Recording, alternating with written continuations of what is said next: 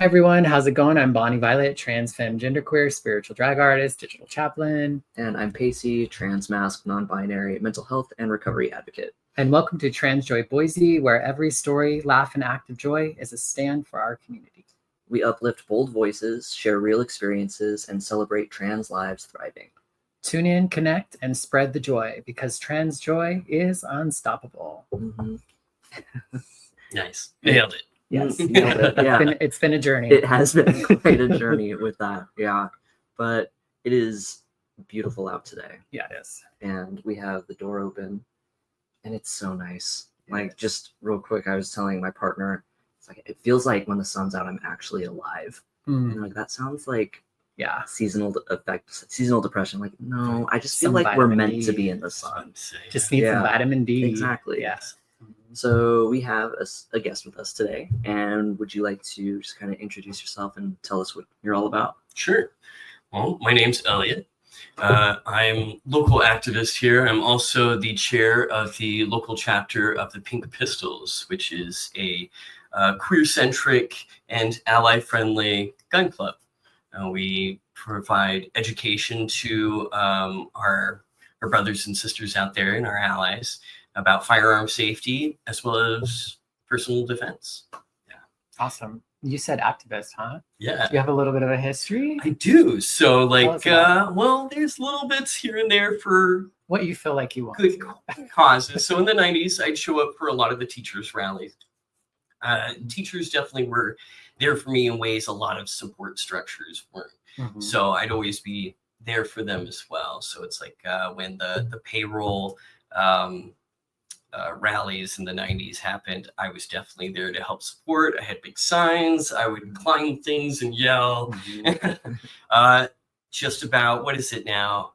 15, maybe 18 years since the Add the Words campaign. It's 10 years since the hearing, but I know there was some advocating before that. Yeah.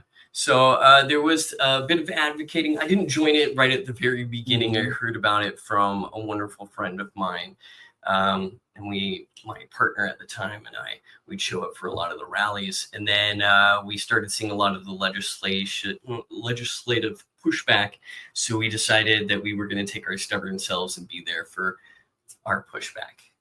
We were both one of the, 140 some odd people got arrested. Mm-hmm. Yeah, we were one of the original ones. Oh, really? I spent some time in a processing cell, we'll call it, at county. We were bailed out pretty quickly though, which was very nice. It was donated to us. But yeah, we sat in the Capitol and people would deliver us goodies, and we made sure that we would remind people why we were there. Mm-hmm. Speak up when we needed to speak up. Oh, that's cool. Made sure that we would speak at testimonies. That's really like such an issue, I believe, to be crucial for our survival here now in these times. Is you got to show up to these hearings. You got to be there for the testimonials. You have to speak up. If we don't speak up for us, literally no one else will. Yeah. Maybe one or two, but it's not going to be enough voices. So we have to be out there representing the best parts of us, right? Yeah.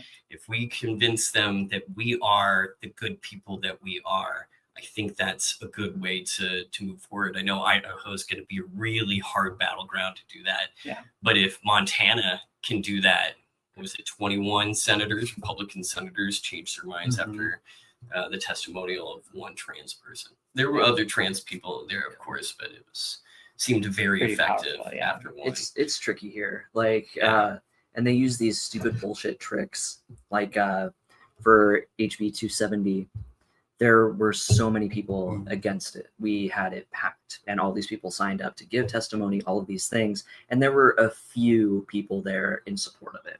But the way that because it was at the Senate level. So the way that they handled that was well, we're going to make it even. We're going to let 3 people argue for and 3 people argue against. So that way, and I found out later that this is like a pretty common tactic. That way, when they look at the records, it'll look like it was very evenly divided, when in reality, there were a ton of people there that were against it, but they didn't even get a chance to speak. That's wild. Yeah. I think it makes sense on like being able to hear from both sides, Mhm. like at the right level, but some way, somehow, everyone who shows up needs to be counted in some form, Oh, yeah, especially I absolutely. think when it comes to voting. Oh yeah, well, because for HB 264, they let all of us speak, Mhm. and there were so many of us that gave testimony, and there were maybe 2 that Mhm. were for it, and then of course, like that still went on to pass, but it's just it feels very stacked against us. Yeah. Right now. It's supposed to be, I think. Well, a lot of the times it doesn't even feel like they've already made their decisions. Yeah. They're not going to say or do anything. They're looking for a gotcha moment of somebody slipping up, saying something a little whatever. Doesn't even have to be whatever. And they can decide to go off with one of their like weird questions. Yeah, I don't know where it came from, but I remember their initial plan was to leave their opposition in trauma, basically, is to just demolish it as much as you can. Yeah. Leave us scrambling, which, I mean, that's it's proving pretty effective so far. We're not seeing, I believe, enough of a pushback. It's got to be like it is when it comes to actual activism. Yeah. Like you can't just wait for the moment. It has to be as soon as you get that chance. Yeah. Well, I think it's tough because we're a small group of people. You know what I mean? So even if we all came out, which isn't possible, we still would be lacking in a lot of ways without the support of our allies and stuff. Whereas, for instance, like when there was the marriage thing, there was tons of people who were able to come out for that. And, you know, we don't quite have that same sort of backing or support that maybe some of the other topics or things connected to the broader community can really bring more people to. Yeah. Oh no, that's entirely accurate. I definitely believe if we back other causes, they're going to see that we're not just about us, right? We're not just about our legislation getting passed. We want other people to have their fair share too. The veterans issue right now, we have a lot of trans veterans who could use our support, and beyond just our trans veterans, like our cis veterans need our help too. Same with our trans and cis elderly. Their social security right now is being deeply threatened. And I don't know about you, but I want my parents to have that security. I want strangers to have that security. And it's wild, but it's pretty much going down exactly as planned. It's just trauma. But who better to go through trauma, right? Come out the other side than us. Yeah, it's exhausting. It is. I think, though, it's important to take a break. That's something that I've been talking to a lot of my members recently, because a lot of them joined recently because there's this knee-jerk reaction to this volatile, violent, looming threat that we have. We're just constantly, it seems like every day there's a new set of bills that are trying to be passed that just threaten our very well-being, let alone rights.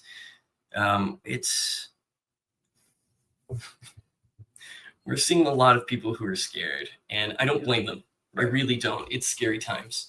But that knee-jerk reaction to go out and buy a gun is what we're seeing. And that, while I understand that can be pretty problematic in itself, because once you have a gun, do you know how to operate it?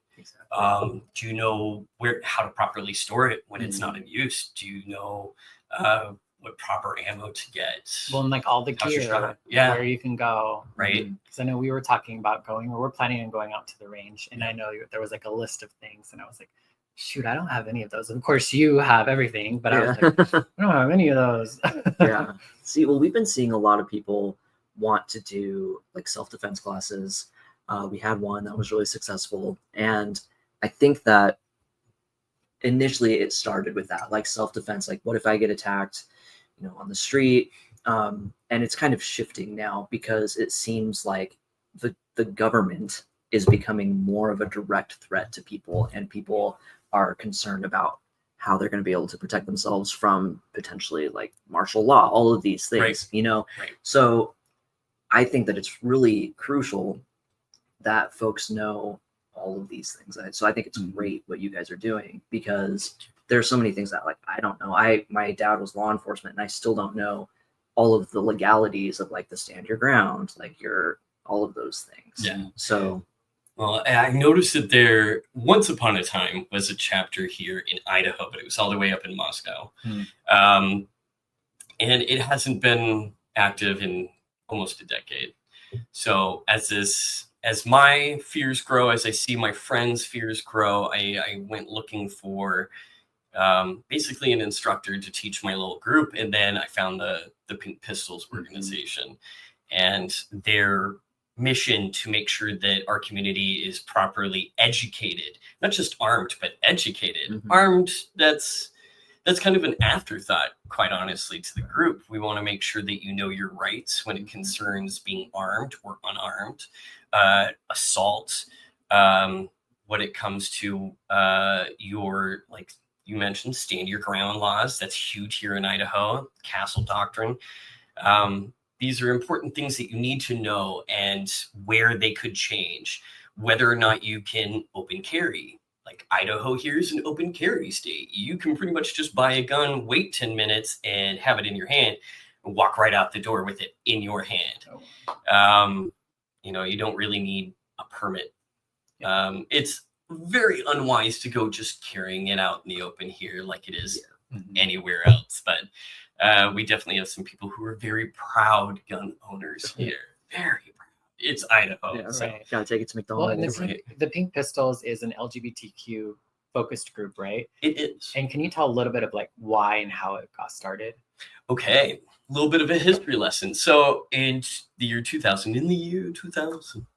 a journalist, a queer journalist for Salon.com posted an article that outlines in less than like 10 years time that queer related anti-LGBT hate crimes that were at least reported to the FBI had more than doubled. So it was this very startling statistics at how quickly it grew over such a short period of time. It was just over 5 years. That there was this call to action within the article that we should arm ourselves. We need to take up a Pink Pistol operation, basically, moving forward. And these two friends, Liv and Cricket, they started a little gun club after reading this article. And after thinking about it, they had a couple of their buddies join, and they called themselves the Pink Pistols in honor of this article. And after about a year, it had more than 20 people in it. There was at least a dozen chapters in the nation. Since then, it's boomed. It became an international organization. I mean, I know that there's chapters in British Columbia. There's one in Amsterdam. They're all over now, which I was honestly surprised that Idaho, of all places, didn't have a queer gun club. So I formed one. It was pretty easy. I just have to rep it appropriately. They have their whole guidelines. They even have a legal department that I don't have to worry about. Right. But yeah, I put out the news to our local communities here, showing up to local groups, even going to the Facebook page. But it's pretty easy to join. Like, you don't even have to join the Facebook page. You don't have to show up to the meetings. You pretty much just self-declare. It's the same how you disband from us. Right. Yeah, that's so cool. Yeah, we don't make you pay anything. We don't even require you to pay for pizza at our pizza parties. We want to give everybody the same opportunity to get the education that they need if they are going to arm themselves. We also want to offer other opportunities. I know self-defense was a huge thing. And while we're not really focused on like mixed martial arts and that type of stuff, because that's more of like an art form, we definitely promote self-defense courses, bodily self-defense courses. Even though we're a gun club, we really want to push the fact that going for your gun should be like the last resort. So we have things like right now we're getting a de-escalation course in the works. That way people who've never had that very volatile confrontation know what to do during those, not just freeze. what to do if it does come to the fact that you got to go for your gun. Like, what is the appropriate time to do that? Mostly it's about like learning to back off. I know this is very heated times. We've had a few of our sisters already act out very very appropriately to their rage. You know, one with a 50 caliber airsoft pistol and the other one with a Molotov cocktail. So we want to make sure that they know their rights as well when it comes to that. At least when they're here. Do you see a certain demographic of folks that are kind of coming in or interested? Like, is there a trend, if you will, or maybe around a reason, even if not the type of person, but like? So recently, with the launching of our Facebook page, we saw a lot of trans people coming in, rightfully so, especially with the new House bills that are passing and have passed. But we've seen a lot of, it's a mixed bag beyond that. We've seen a really good spectrum of people, from like people who don't really consider themselves allies, but want that safe space and know that this is going to be a safe space to get that education, to like very well-known drag queens. We have people that are out there looking to fine-tune their skills, to people who have never even thought about getting a gun before. Yeah, we have some people who even have gun trauma that they're trying to get over. Oh, I'm sure. Yeah. See, it concerns me because I know, like, even in some of the jobs I've had, and, you know, my dad being law enforcement, one of my knee-jerk responses was always like, well, I'll get a gun, or I'll just carry a knife, or I'll have a taser, whatever. But the things that we don't really think about, and maybe it's ego, is if we aren't trained to be carrying and, you know, operating these weapons, it is statistically likely that someone would turn them on us. Well, like, you probably hurt yourself before you hurt another person, or worse, you could hurt someone that you love accidentally. Like, it's, yes, they are a weapon you can use to defend yourself, but they are so much more volatile than that simple sentence, right? So it's like when we do range days, we make sure that we reiterate, treat every single firearm as if it's loaded, right? Don't touch the trigger until you are ready to destroy something, right? And you better know what you're looking at. You better see what's in your surroundings. Safety is the biggest issue here. That seems to be something that's is bypassed in that knee-jerk response, right? In the pursuit of security, we kind of bypass personal safety in a note or two, which is another reason why I wanted to make this, because even though I am the chair of the chapter, I'm still going through my journey of fine-tuning my skills. Like you, I pretty much grew up with guns. My dad had a bunch of them.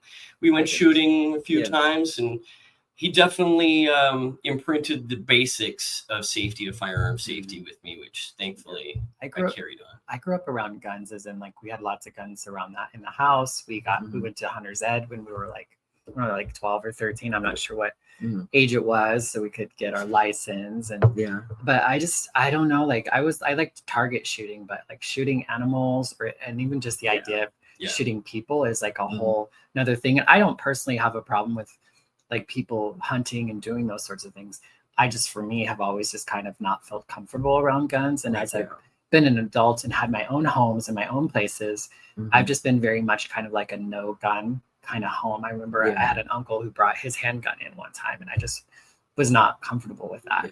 And handguns to me are like, they're only made to shoot other people. Like they're not, do you know what I mean? And so, totally. I'm personally, I would say I'm anti-gun for myself, but not for like people who know how to, you know what I mean? Right. Yeah. And I think it's just my own like fear and own like I haven't taken the initiative to learn, to become comfortable, you know, all those sorts of things. I'm excited to go shoot with you all and like lean into that discomfort a little bit.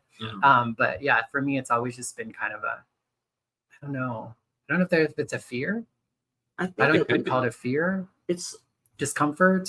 That's totally makes sense to me. And personally, when I was younger, like I couldn't have a gun just because of my mental health. You know, like it would have been a danger for myself, you know, just knowing in the back of my mind that like I had a gun, I think would have been deeply unhealthy for me. But, you know, in recent years, I've been fine with it. And now I see it as, and I've always seen them as like a tool, right?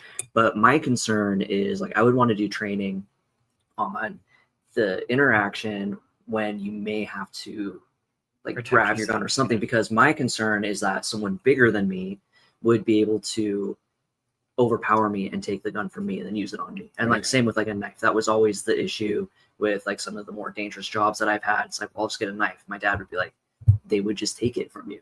And that would be probably my biggest concern out of all of this stuff. Yeah. Well, like I said, we do offer this de-escalation thing, which I think that's really the first step. Is while defending yourself in the moment of an attack is definitely an option, sometimes the best option is to run away. To just get out of there. We always want you to be able to live another day, right? That way you can fight the good fight another day more. But really, when something like that would happen, we want you to be better prepared for it. We don't want that stunned kind of, oh God, it's happening type of response. That's why we're getting really in tune with our self-defense community here that's here, not just the MMA. We really wanted to get involved in people who definitely know how to use their weight, right? Or use their size, I guess. Because there's a lot of smaller members that we have. Like a lot of jiu-jitsu. Throwing your weight around, it's not just, you know, Tai Chi, the ebb and flow of the human body, but you might actually learn how to throw somebody just with their own momentum. Just leveraging their mass. So these are things that we're definitely getting going in our group. We're still pretty new in the Valley. Like once this demand started growing, that's when we really started popping up. We've heard, I mean, we get to talk with a lot of different people at different levels, and there are a lot of folks that are very scared of like violence, like physical violence, whether it's militias or the army, or, you know, that at some point in time things might get to that point. And so some folks, you know, I think if you're in that mind frame and you're thinking that way, getting a gun and learning self-defense would probably help you feel probably a little bit better about the situation. I definitely see a lot of people use it as like almost like a mental shield for themselves. It's like a protective thought. They have it. It's like you have it in your back pocket if you need it. You maybe hope you never have to, but which you have that's what we train you for. We hope to give you the education that if you need to, if you absolutely need to go and grab that, you know what to do in that moment. Also, we also want you to know when you don't need it. Like walking away is a good option. We also have been discussing working with the Stop the Bleed to train people how to deal with what happens if you get shot. What happens if your friend gets shot when you're at a rally at a pride event. That's a really good idea to have like those like I would throw up. I know I would, but like the gauze that you can pack into wounds and stuff. Packing gauze. They have something that kind of looks like a tampon now. They kind of just plug in there. But we want to get people familiar with these things. We don't want it to just be this overwhelming, you almost said militia, but it's like some people seem to think that it's like we were just going to dump all of this terminology, training for war and all of this, and that's not what it's about. No, we want to make sure that you are ready individually.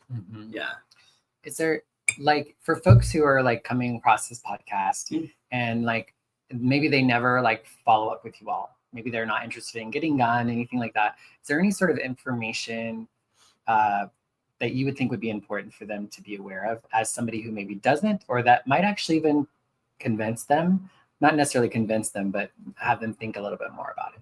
Honestly, the internet is a wealth of knowledge and some BS too. But so really just kind of learn. YouTube is a great area to learn about, like how to properly hold it, what to do when you're at the range, what to even shop for, going to a local club meet if you don't want to come to ours, you can go to any other gun club that's in the area. You can even just roll up to a counter at like a gun store and ask some questions. Most of the interactions that I've had and our members have had going into stores and asking the retail agents has been nothing short of welcoming. Oh, great. Yeah, it's very informative. And as long as we're going in there with the intention of, being part of the active society.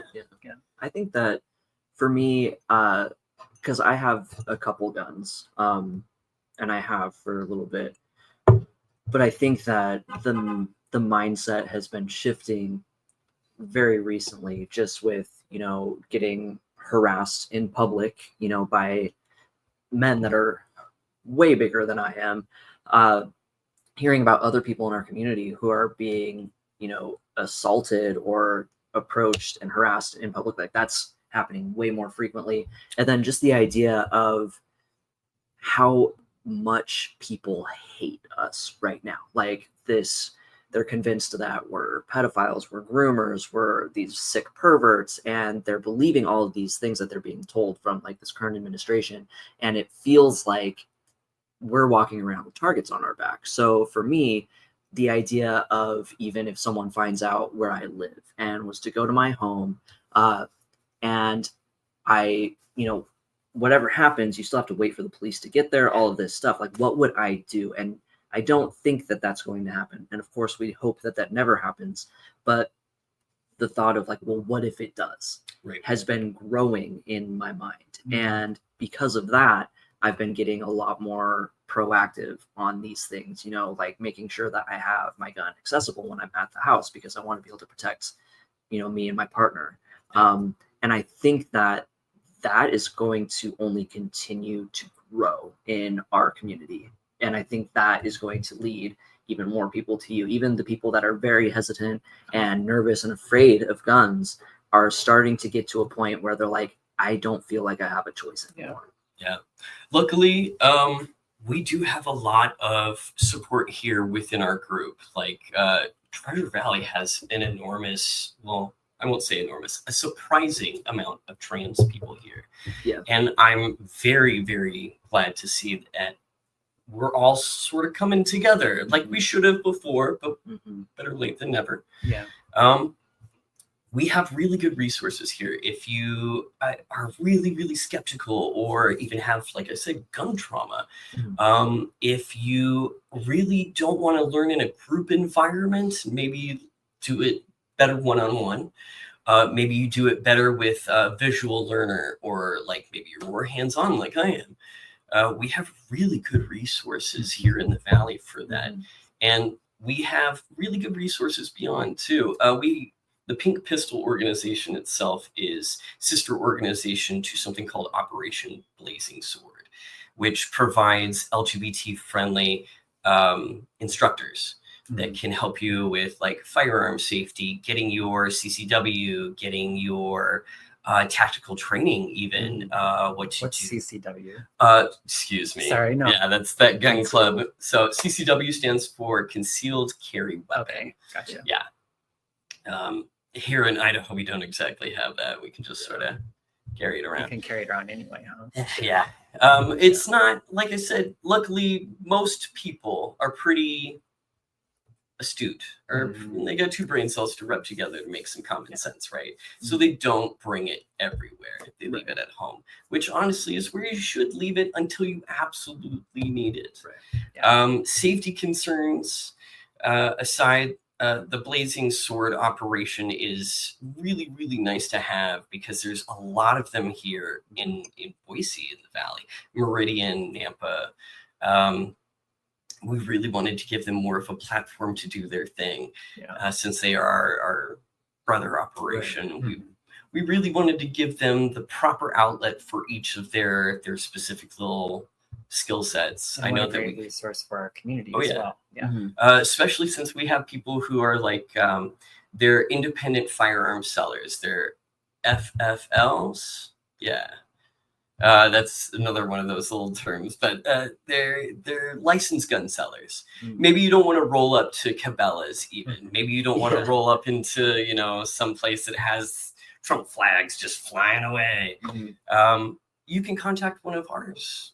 Like, we've got somebody who's super safe, very much an ally, very, very knowledgeable about equipment. This next meeting that we have, we are going to be focusing more on equipment, what to look at when you go buying, right? What options are there? What if you're small? What if your hands are really big? What if you don't want to carry so much weight? What if you don't want something that's lethal? Right? And accessories and stuff like that, holsters, the like. We're doing that, I believe, not this weekend, next weekend. Yeah. Well, okay, I have a question for you. Go for it. All right, so could you tell us a little bit about the stand your ground and the castle doctrine? Just because I know that that's something that I think a lot of people have heard about, but I think that it's helpful to know just in the off chance that something was to happen. Okay, for this, I'm going to need my little prop. I got that little pamphlet over there. Just the pamphlet? Just the pamphlet, yeah. So we do have these little pamphlets that we give out to all members. We also do give them out to the public at certain events. It's Know Your Rights pamphlet. It specifically goes over the Castle Doctrine and the Stand Your Ground laws. Let's see. There we go. So the Stand Your Ground and Castle Doctrine. It's an Idaho law that explicitly supports stand your ground, meaning you do not have to retreat before using force if you are in a place that you have the right to be, right? And that's becoming a shorter list for us, but we'll work with what we got. So the Castle Doctrine means that you can legally defend yourself in your own home, your own business, or vehicle if someone unlawfully enters with force or criminal intent, right? If you fear for your life, this is something that you have to clearly state in order to utilize those laws, right? You have to firmly plant your ground. You have to state very loudly, I fear for my life. Please do not come any farther, or I will use lethal force against you. I fear for my life, right? Their last-ditch effort to go away. If you are presumed to have acted reasonably, this is what this says, reasonably, if you use force against someone breaking in or trying to commit a serious crime against you. Kind of the use of force, the deadly force statutes are in there. We want you to know that you can and can't do certain things within those laws. And while it says that you can stand your ground and attack anybody that you deem a threat, there are certain points they have to hit before you can hit, right? Got you. So, And you said, and then there's the castle, something else. Is that part of the same thing? it's So it's the castle what? The Castle Doctrine. Okay. Sorry, this is like new to me. So That's I'm what- like, That's all right. That's like when someone is breaking into your house, right? Yeah. So they're the same thing, or they're different? They're different laws, but they back to back. Okay. Yeah. Gotcha. So it's like if you're not at your house and you're somewhere where you are allowed to be, you should be, and someone is threatening your life, you'd be able to protect yourself with lethal Stand your force. ground. Yeah, but then if they were like breaking into your house, That's the the castle doctrine. Okay. Yeah. Which is good to know. I was talking to a really good friend of mine who is ex-military, and his advice for me on this was nothing is worth fighting for. Like, nothing is worth dying for. Like, the best response is to run, to flee, to get away, no matter what. And then he kind of got into like the only person who fights fair is willing to lose. And I'm like, so he was telling me like, you gotta gouge their eyes out, all this shit. Like, okay, man. that's not what I'm asking That's about. a bit But hardcore. yeah, no, dude, this guy is super hardcore. But we were talking about gun stuff, and he said if someone was trying to break into the house or something, to go into the bedroom and kind of hide in a corner, shut the door, get 911 on the phone, put 911 on speakerphone, and then yell to the person like, I am in here, I am armed, 911 is on the phone, police are on their way. If you come in, I will use lethal force. Absolutely. And then that way you have all of your bases covered, because like you have the means to protect yourself. You've told this person, you've warned them, and it's being recorded by the police. Cover your ass. Yeah. Because I would be afraid of like the cops coming after me for defending myself, because like trans people and cops you know, that's Yeah. We've all heard those articles where it's like the victim all of a sudden gets jailed. yeah, Right? exactly. Well, that trans woman just got killed by the police in LA who Yeah. called to ask for help. Yeah. You know, God, that's right. and they shot her. This Mhm. was like a few months ago, but it's just kind of now Yeah. getting out into like mainstream media or whatever. But Yeah. yeah, I read about that. That's terrible. very It's all much. terrible. It's like things have changed so much because when my dad was highway patrol in the 70s, when they were trained, you weren't even supposed to touch your gun unless you were going to use it. Yeah. And now you look at police and they pull their guns on you for like just breathing on Yeah, them. yeah. You know, Oh, it's see, ridiculous. oh. Exactly. It's scary. Yeah, I mean, you have suicide by gun, Yeah. you know, or by cop. What do By they call cop, it? So yeah. suicide Suicide. by gun. Sorry, Suicide by cop. Suicide by cop. I knew what you meant though, so I was Yes. like, yeah. Yeah, it was like I know that was like a thing that I heard a lot, and you kind of Mhm. still see a lot on the news. Oh, absolutely. Yeah. And folks just going, "Oh, I know a cop will shoot me, so I'm gonna go cause a Mhm. scene." Yeah. Or they'll have like a toy gun and they'll Mhm. pull the gun. Yeah, that's really scary. It's just everything feels so much more threatening lately. It And should. it's exhausting. That's exactly what they're doing. Mm-hmm. Everything, and it's every week there's going to be new lineup. Mhm. They have what was it, over 150 bills ready for this coming month alone. Wow. Yeah. Yeah, I mean, there was 800 and I think there's 882 anti-trans bills in the United States and 25 anti-LGBTQ bills in Idaho so far as of like this week. Mm-hmm. And most of those are actually anti-trans legislation. Mm-hmm. Yeah. Yeah. And they're not done. No, I think this legislative session is about to end, but I know that the next one is going to have even more extreme bills. Yeah. So I've been trying to urge everyone to get ready, to be prepared for it, and be ready to go to do whatever they can. If that's like go and give testimony, go give testimony. Be at the rallies, do whatever you can, because it matters that we show up. Absolutely. Even if it feels completely futile, it still makes a little bit of a difference. And we've seen that it was either HB 264 or 270, where it felt like they weren't listening to us at all. And it still passed, but they had to change it a little bit. And the changes that they made were from testimony against it. So like even little things, it helps. Yeah.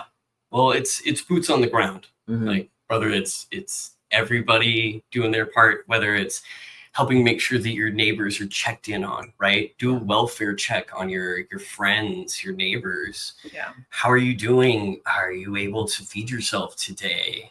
Are you able to get to your doctor's appointment today? Mhm. Are you able to afford your hormones? Like, Yeah. I just got on mine. nice. Yeah. Yeah. Are you still feeling good about it? Yeah, I feel really good about it. I have Good. bruises on my legs to prove it, but Yeah, right. but really glad about it. I just can't get used to that. Yeah. The shots. But I'm not good with blood or needles, so my Mhm. partner has to give me my shot. Hard saying. For the longest time, I had to have my partner at the time sit there with the long needle and get me in the leg. I have this. I should have brought it with me. My little auto injector now. Oh, yeah, you were telling You us just about load that sucker up. I just pinch my belly, and that's the game. That Oh, looked man. Oh, that yeah. looked intense. I to need me. that though. Oh Oh, no. it seems so much because it reminds me of I dated someone who was diabetic once, and they had like a pen thing like that, and it seems so much easier than the needle. That's just very intimidating, and Right. it makes me want to throw up. Yeah. And- For me, it's just kind of like it's just kind of been, and maybe I've romanticized it a little bit, but it's just kind of felt like a rite of passage. Yeah. And like as a trans girl and being like in the way that I have, I've only been able to access pills.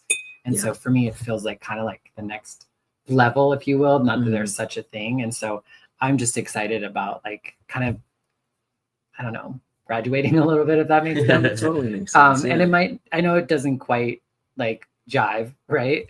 Like it's problematic, but that's kind of my experience with it right now. It's kind of like hitting puberty. Yeah. yeah. It's Yeah. feeling like and like for me, it's like I take the time, I have to prep the area. And so there Yeah. is like a Mhm. little, my transness has always been a bit of a spiritual experience for me. And it's just almost like a ritual and a prayer to myself and my body. I don't know. It's very spiritual. No, it's a really good way of doing it. Yeah. We have a lot of dysphoria and, quite honestly, a lot of self-hate in our community. Yeah. Like we look at ourselves, our physical forms, and we're just instantly shut down from it. Yeah. So any way to get that euphoric kick, that little bit of confirmation, especially from yourself, Yeah. which is, we're always going to be the biggest critic we have. Mhm. Mhm. The opposition be damned, but Yeah, no, you're right. yeah, that's a really good outlook on it. I'm glad you do that. Yeah, it feels nice because I don't know if you know, but I had to go off for quite a few months, and so Yeah. it's been nice to kind of like get back. And even when I went off, I thought like, oh, it's not that big of a deal. But it does I'll be something. fine. But it did Mhm. eventually get to me. Like people who are close to me could Yeah. tell Yeah. that like it was starting to affect me, and I even started to notice too. And I was like, oh, girl. I guess there was a part of me that thought that like somehow I was like, I don't know. It's like, yes, it's a challenge, and yes, it's difficult, but I can do it. But Yeah. it really did wear on me over time. Yeah. I think that it was a testament to how important gender affirming care is to Mhm. our well-being in general, like And mental life. health, because Like- it seemed to get you just down in a way, like you just, I don't know, it was hard to see because you were just so, just, you weren't, I don't know, I won't say like depressed, but there's like that light in your eyes just wasn't Yeah. there, you know? Weren't you? Yeah, my Yeah, partner, you weren't you, exactly. my partner noticed it too. But Mhm. yeah, I don't know. Yeah, I didn't really realize it either. But now that I'm back, and it's weird because it's not like being on hormones is like some physical like buzz. It's not like a drug you're taking, or Right. that sort of thing. Like Yeah. it really is. I know when I first started, I was concerned. Like I don't know if I could take these. They're gonna make me euphoric and Mhm. all this sort of stuff. And it's not euphoric in that way. It's just like I know for me, it's like it's kind of that spiritual, mental, physical aspect of doing something for my body. And I think for me, there is a part of my body that just starves for estrogen, and I Absolutely. need to feed it in order to Mhm. feel, good Yeah. I or feel absolutely better. think that's like a chemical alignment. Mhm. Like, Mhm. I don't know y'all's personal story, but I knew I was different from a very young age. Me too. And it pretty Yeah. much was like that all throughout my Right. life. So it's like there was this imbalance, right? So when I started hormone therapy, it almost felt like things finally just clicked. Yeah. So it was just Mhm. things calmed down. I was able to think clearly. I was able to get the confidence I needed. They don't understand too Yeah. much about how good it is to feel like you are finally sitting Mhm. still enough in your own skin Yeah. to go out the door. Yeah. I mean, I survived outside of my body. I was just in my head. I was dissociated most of the time. Like Yeah. I didn't even know what embodiment. I didn't even know what being in my body was really Yeah. like until I started transitioning. Yeah. And so I never really connected with that dysphoria or that idea that I was in the wrong body because I just never really lived in it. And it also caused me, I think, to do things with my body that I will not do today. Yeah. Now that I'm living in it, I have a little bit more of a honor and there's a vulnerability that I feel that I've never felt before either. That probably made going off of hormones that much harder. Like knowing what it felt like to feel so in your body and just Yeah. right, and then having to go back to that probably was really unnerving. Yeah, it's like you don't know what you don't know. And then I got to know it. Yeah, it got taken away. For sure. Yeah. Yeah, we are seeing a lot of our trans community seeking other assistance through our group. But I noticed y'all have your monthly town meeting and everything like that. You guys offered this really nice platform for people who don't really know where to go in order to get any sort of assistance, whether it's food, housing, hormones, confiding in the community. Like it's really nice what you two have put together. Thank you. Thank you. We were really happy with how it turned out. Yeah, it was fun. Yeah. I got my paperwork for a name change finally. It's still just sitting on my Oh, desk. nice. Yeah. I've like waited on mine because a passport would be different. Or Yeah. I don't know. I don't know. I'm just like not fucking with things right now. I kind of feel that way, but I'm taking a cue from our friend in the Yeah. weekly meeting. Like I'm not gonna fuck with my passport. I'm not gonna fuck with like federal stuff, but with like my state, like I'll see. Yeah. I'll see, because I figure I'm already on their list. No, I'm like, You know, all- like, all they the power already to know. people. Yeah, like Mhm. I would never get in the way of anybody's Yeah. wanting to do that. I just haven't felt comfortable, and Yeah. it is a pretty penny. It is. There yeah. are, that's one thing we did learn this weekend, that there are ways to apply to get that waived. Yeah. One through the courts, but also Mhm. the Imperial Sovereign Gym Court has a fund to help trans people. So folks have to put out the expense first, but they can get reimbursed. They get reimbursed Nice. up to it should cover a pretty decent portion of it, because Nice. the initial filing is expensive, and then also running it in the newspaper for It's a like month another is like $90. $90. Yeah, which is so antiquated. That's so stupid that you Yeah, have to yeah. do that. Like someone, I just feel like there's going to be someone reading it that's just going to be like, absolutely not, and go to the Yeah. hearing. It's like, why do they even have to? I don't know. Yeah.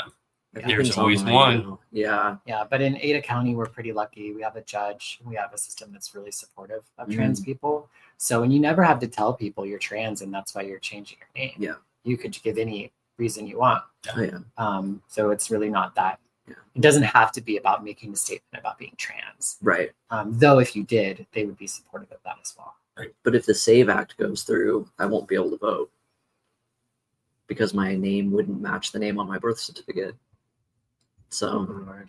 I know, right? But It's just neither like- with most married women. See, it's That's also the problem. that's part of Yeah. it. Like they're trying to target so many people with one bill. Well, that's the thing, is they do these umbrella policies. Like, while the pistols aren't really here to talk politics, we definitely recognize that, like, our queer community are faced with these unreasonable amount of, oftentimes, umbrella policies that have broad brushstroke terms. They keep everything very vague that we always will pool into, right? Like the indecency laws that we just passed.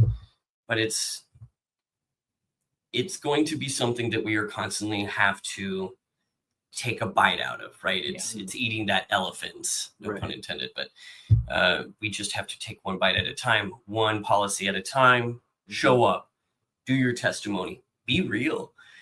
They think that empathy is a joke. They think that being real is a weakness. Yeah. But we're learning that that's what people need right now more than anything else, is to see that we're real people, that we're not this boogeyman that we're painted out as. That, quite honestly, if they've lied so much about other things, you have to, at least in your mind, believe the possibility that they lied about trans people too. Exactly. Which we're starting to see a lot of people start to turn on that opposition force and being like, no, we're starting to see that this is a fire that was lit on top of us. Right. Which a lot of our members are coming because they want to be better allies too. I love that. Which is, I'm absolutely here for that.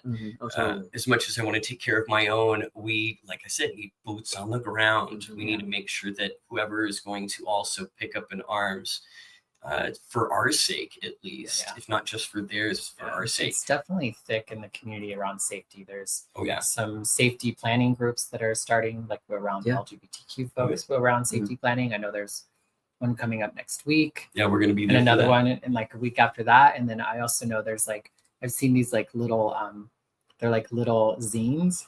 I've seen them around. They have some like safety stuff or whatever. So good old Boise. I think, you know, I think like, I don't know. I think it's something that just a lot of people, it's front of mind for a lot of people right now. Well, I mean, it's because they don't feel safe, rightfully so. We live in very volatile, unsafe times. Attacks are up more than they've ever been. We're seeing just a really violent backlash without any opportunity for our say in the matter, right? Because that's not something they're willing to give us.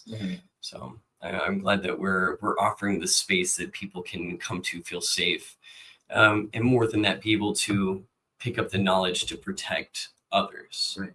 It is so vital that we do that. Most of all, it's that we build that community within each other. It's not just about joining the gun club. It's about getting to know that we're here. If you need us, we are here. We are not a militia group, but if you need us in that regard, that we are here for, we absolutely have your back. While the group itself is its own little educational organization, a lot of our members are 100% willing to join other causes and have joined other causes. I'm sure. We had the land rally this weekend. I saw so many of our members there. it was really good to see that we're not just fighting for us, we're fighting for the collective whole, right? Yeah. Because that tells me that they see the bigger picture. They know that it's not just us. Yes, we are currently on the front lines. We're the ones that are next on that chopping block. It's not just immigration. It's so much more than us. And I'm glad that people are starting to see that. Yes, it is going to be exhausting, press. Absolutely. I want people to know that they cannot despair in these times. Of all the times, please take a break. 100%. Get your breath back. Take care of yourself. Do a little bit of you time. Always come back to the fight because it's always going to be here. It's been on since before any of us were even born. So it's like, well, and it's such a great connection point just to get out of yourself or get out of, your home or whatever. And so I think to go to a group, whether it's the gun club or going shooting with some friends or whatever you're going to do, that's why I really love this too. Like, I might not be a gun person, but I know there are people that are. And my biggest thing is I want us to not isolate ourselves. Because that's a scary place for anyone, and especially for us. And so if we have a weekly thing we have to go to or once a month kind of thing, that's something to look forward to. And that's something that can kind of get us out of the isolation, which is so important. Oh, big time. Like, speaking from personal experience, after my bout of activism, I got a lot of public, we'll call it backlash. And at the beginning of my transition back then, it was pretty scary. Like, I was absolutely afraid of losing my home because I was pretty well known. My face was showing up on national papers. I kind of slipped into the background for a while and let the newer groups sort of catch their stuff. What brought you out?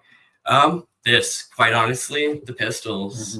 I've always really wanted to be back in the game, talking to people. I did public speaking for gender studies courses to get them more of a straight from the horse's mouth experience from somebody who might be a bit more their style. I'm very heteronormative. I'm pretty basic, but I seem to speak through to other demographics that aren't in our community. So I did that for a little bit, and then I went back into hermitude, we'll call it, because it's very comfortable ignoring the world. It gets very easy. But now we're at a state where you can't ignore the world. The whole world is acknowledging that something is not right, that we're not right, not necessarily the trans community, but Americans here. So I wanted to give our community a little reprieve from that nice little safety pin. I'm really excited that you came out and getting involved, and really excited to get to meet you. And I'm looking forward to shooting with you soon. It's gonna be fun. We're going in a couple days. For folks in the podcast, we're gonna go out to the shooting range. We are gonna have a video on YouTube if folks want to check it out. We'll try to make it instructional to some degree. I can only do so much, but well, and you can only work with what you got, right? So we'll definitely go over range etiquette, what you should bring when you go to the range, what to expect if you find other people at the range who aren't too happy to see you. Luckily, our ranges are pretty welcoming. I mean, we all want to obey the rules. We all have our fair share of being there. And we also want to get you familiar with what you can do at the range. Awesome. It's going to be a riot. I think it's going to be really fun. Bonnie, I think you're going to have a gas. Well, I'm leaning into it for sure. I trust people. So I'm excited to just kind of check it out, try it out. That's the only range in Idaho that I've been to, actually. We have quite a few around the valley because we're going to go out to the one on Southeast Boise, and then there's like Pickle Butte all the way out in Canyon County, which is open 7 days a week. And, and then there's I believe Garden Springs has one just outside of town, but it's pretty exclusive. They have their own little gun club that they have. It's open to the public, but you have a fee. And then there's a multitude of inside ranges. We definitely have quite a pick out here, luckily. We know that Impact Guns, their indoor range is pretty friendly to the community. We have some of our own working there, so good. It's pretty nice to see that we're out and about, even in what usually is pretty hostile territory. Yeah. Yeah, we still have our safe havens here. Yeah, this is Idaho. Yeah. Pretty much everybody loves our guns out here. There's a select few. Yeah. Yeah. That's Yeah. It'll be entertaining, I'm sure. Yeah, we have other things going on in the valley. Like we said, we show up at events. We're going to the safety meet that's next week. We have meetings twice a month now. We're definitely getting more numbers. We are just shy of 100 members this week. Awesome. And That's it's great. like we just launched most of our outside media 2 weeks ago. So we've seen such a huge push. We're also going to be showing up at we're going to be doing local trainings and everything that pretty much anybody can join. You don't have to be a Pistols member, but we do offer those courses. Yes, awesome. And we'll be sure to put that in the show notes or in the description of the video, depending on where you're finding us. Sweet. But so folks can get connected with you. Nice. Awesome. Thank you so much for Yeah, coming thank you. out Thank today. you for having me. Very This informative. is Yeah, a blast. To bring you And back, it's such a for sure. beautiful Yeah, day. Thank it's you. beautiful. Definitely. All right. Hopefully it's good on Friday. Yes. too. Should we say goodbye? Yeah. All right. Absolutely. I'll see you. next Bye. week. See you next episode. Later, Chambers.